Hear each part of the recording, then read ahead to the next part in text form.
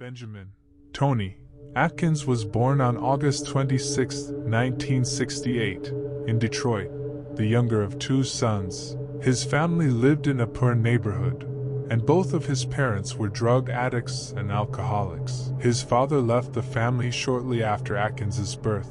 In 1970, Atkins was abandoned by his mother and placed in an orphanage, where he spent his childhood.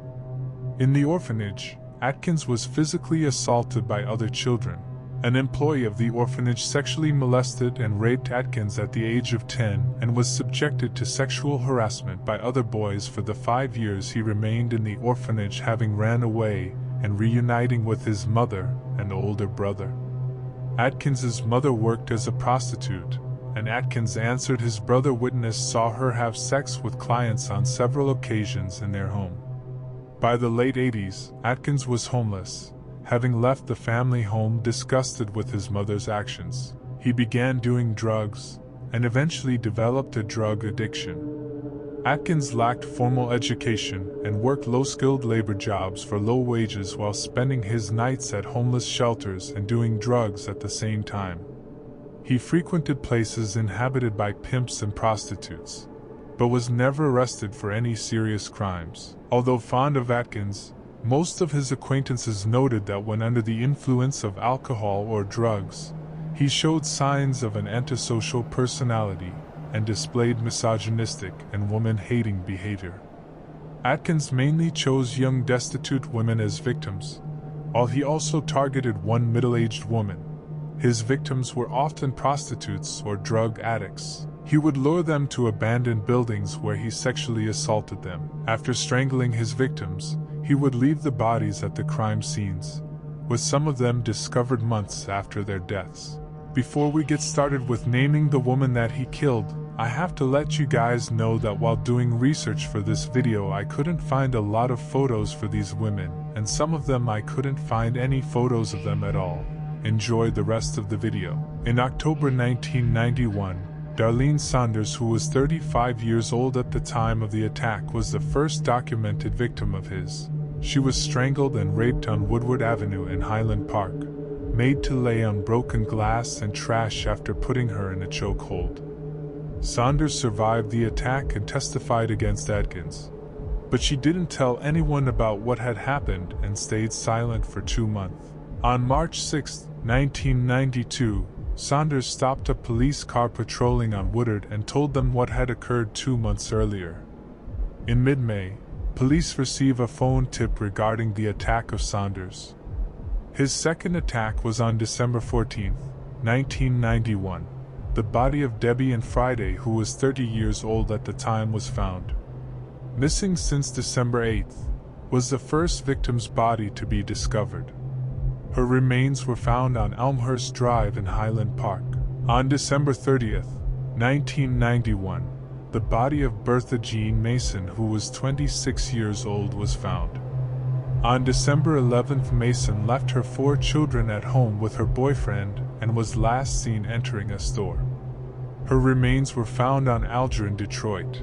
After his arrest, Benjamin said he killed her because he had a deep hatred towards women doing sex work, and he got a sick satisfaction from killing her and his other victims. On January 3, 1992, the body of Patricia Cannon George, who was 36 years old, was found.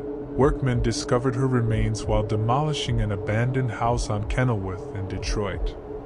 George was last seen on November 30, 1992. As with his other victims, Atkins lured Patricia to an abandoned building, where he raped her and strangled her until she died. Benjamin later confessed that she was his first victim. On January 25, 1992, Vicky Truelove was found dead in the former Longfellow nursing home on Woodward in Detroit. As with all of his victims, she was strangled and raped. On February 17, 1992, the body of Valerie Chalk, who was 34 years old, was found in the former Monterey Hotel in Highland Park along with 2 others, but each were located in separate rooms. Her relatives told police that she had been missing since November 6, 1991, after she was put on a wanted list, and that they had been actively looking for her. She was naked, strangled, and raped when police found her. On February 17, 1992, the body of Juanita Hardy, who was 23 years old, was also found in the former Monterey Hotel in Highland Park. On the same day, the body of an unidentified woman was also found in the former Monterey Hotel in Highland Park. She was later identified by forensic genealogy with the help of Identifinders International in 2024, but her name was withheld by her family's request. On April 9, 1992, the body of Brenda Mitchell, a 38-year-old woman, was found in an abandoned house at Woodward and Grand in Highland Park, 4 days after she left her mother's home in Detroit on April 5, 1992, and never returned. Authorities had previously classified as a drug overdose. On April 15, 1992, the body of Vicki Beasley Brown, who was 43 at the time, was found in a vacant apartment in Highland Park on 2nd Avenue. She was last seen alive on March 25 when she went to the store to buy school lunches for her 2 children that remained at home. On June 15, 1992, the body of Joanne O'Rourke, who was 40 years old, was found in a building in Highland Park. She was naked, raped, and strangled. On July 3, the body was identified as that of O'Rourke, a resident of Muskegon. On August 21, 1992, the body of Osanina Waymer, who was 22 years old, was found in Highland Park. While in custody, Atkins gave information as to where she could be found. She was found in the same condition as the other victims.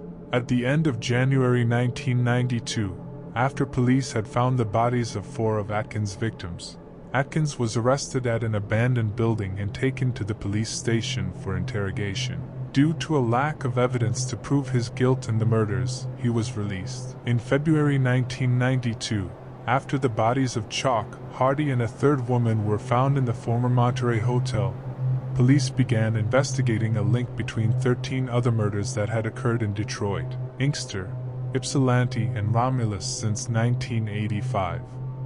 On June 17, 1992, the FBI assigned 2 special agents to create a special task force in Highland Park. On July 30, 1992, a summit took place between the FBI agents, Michigan State Police, Detroit Police, and Highland Park Police. This meeting would mark the first time the agencies exchanged data with each other regarding the murders. In July 1992, FBI agent Paul Lindsay went through hundreds of tips that garnered no leads until he found the report made by Saunders. After interviewing Saunders with Highland Park Police, Michigan State Police Officer Royce Alston drove Saunders around for over a month until she spotted Atkins on August 20, 1992. On August 20, 1992, Atkins was arrested after he was identified by 34-year-old Darlene Saunders, the sole survivor of an attack by Atkins, who was assaulted by Atkins in October 1991. Saunders had agreed to ride with Detroit with police officers in the hopes of identifying her attacker, and was successful in doing so when she spotted Atkins walking down a city street.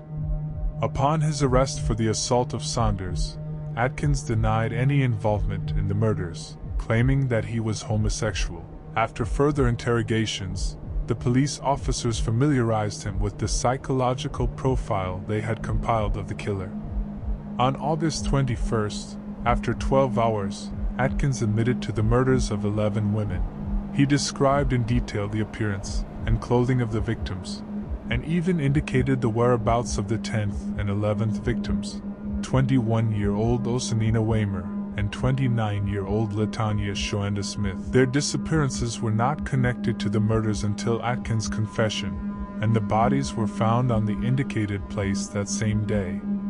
During the interrogation, Atkins said that the motive for the murders was his hatred of girls and women engaged in prostitution. He stated that he lured his victims into abandoned houses by offering them drugs and alcohol, in addition to paying for their sexual services. Contrary to the official version of the investigation, Atkins revealed that the first victim had actually been Patricia George, whom he killed in the fall of 1991.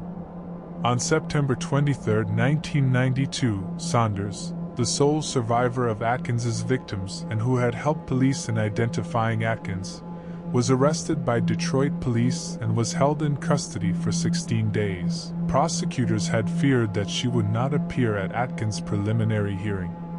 Saunders stated that she always intended to appear to testify against Atkins. During cross-examination by Atkins' defense attorney, Jeffrey Edison, Saunders admitted that she was a former prostitute and was high on crack cocaine at the time of her attack. However, according to the Detroit Free Press, Saunders didn't flinch and refused to budge from her basic account. After Saunders testified in court, Judge William Bledsoe of Michigan's 30th District Court ordered that Atkins stand trial on rape and attempted murder charges of Saunders. At the conclusion of the hearing regarding Saunders, Atkins waived his right to a preliminary hearing in connection with murder of 31-year-old Debbie and Friday. Since no physical evidence could be found to incriminate him, Atkins was charged solely based on Saunders' testimony and his own confession. The trial began in January 1994. Around 150 people, including relatives of Atkins' victims, appeared as witnesses for the prosecution at the court hearings. At one of the hearings, Atkins confessed to the murders, but claimed to be insane. For the majority of the trial, he did not react in any way to what was happening and appeared to be isolating himself from the proceedings. His lawyer asked for leniency towards his client, on the grounds that Atkins had been abused as a child. According to the lawyer, the psychological trauma, coupled with drug addiction, eventually led to his mental, emotional, and behavioral problems. Evidence included Atkins' palm print found at one crime scene along with semen and blood stains found at another, both of which matched the Atkins. However, after a 4-month trial and 3 days of deliberations, the jury found Benjamin Atkins guilty, and in April of that year, he was sentenced to several terms of life imprisonment. One jury decided the 3 of the Detroit murder cases, while a second jury decided the 8 murders and 1 count of sexual assault that occurred in Highland Park. Atkins was acquitted in connection with the attempted murder of Saunders charge. Atkins appeals his all convictions, alleging that the trial court made an error and allowed 12 separate cases to be tried in one trial before 2 separate juries. On July 29, 1995, the Michigan Court of Appeals upheld Atkins' convictions, finding that in accordance to Michigan Court Rules 6.120b, offenses are related if they involve a series of connected acts or acts constituting part of a single scheme or plan, as well as other state court rules that apply to his trial. People v. Benjamin Atkins. After his conviction, Atkins was transferred to the Charles Eggeler Reception and Guidance Center, a prison in Jackson. 4 years into his sentence, he was transferred to Duane Waters Hospital, where he died on September 17, 1997, from an AIDS-related HIV infection at the age of 29. If you liked the video, make sure to like and sub and share and do all of that for more great content like this.